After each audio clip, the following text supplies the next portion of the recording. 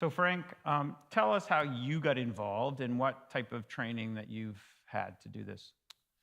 Okay, I got involved basically because I helped Samaritan's Purse. And when I did that, I also was able to get glimpses of what the chaplains were doing. Because I knew my health is not what it used to be, the physical work I'm not able to do the way I'd like to. So there's training offered to be a chaplain.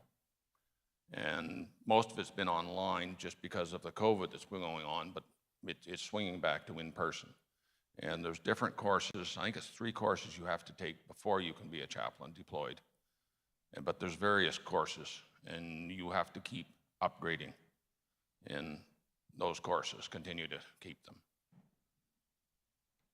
And tell us a little bit about, I guess, Frank and I were talking earlier, and we just have to be careful with confidentiality things, of course.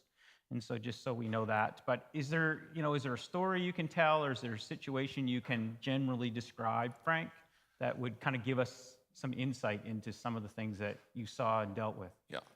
Yes. While I was on the island, there's one lady in particular I remember.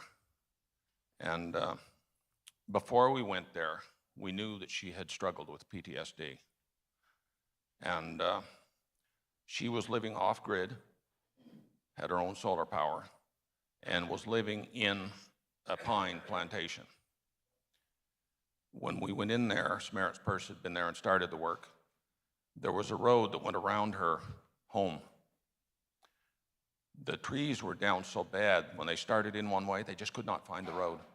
So they had to go across her property and start the other way. She had chickens and pigs. The hens were all over the place because the fence had been demolished. The pig pen, the building had been flattened. And the first day there, she was working with another lady that was part of Samaritan's Purse team, trying to get these fixed up for the hens safe, because that was the first thing they had to do, was gather them up. And then they worked there that day. We went back the next day. And as chaplains, she was ready to sit down and talk with us that day. And we sat for an hour and a half and listened to her life story. She had been brought up in a Christian home, joined the Navy. She had lived on the streets in Halifax, homeless. She had been abused by her husband, beat up. And so there was a lot of life trauma that we sat and listened through. And one thing, when we went there, the team lead, he spoke to me afterwards. We were 2 men. And one of the issues of this woman's life was dealing with men. He approached us afterwards and said, "When I saw you fellows coming on site, why didn't they send the ladies here?"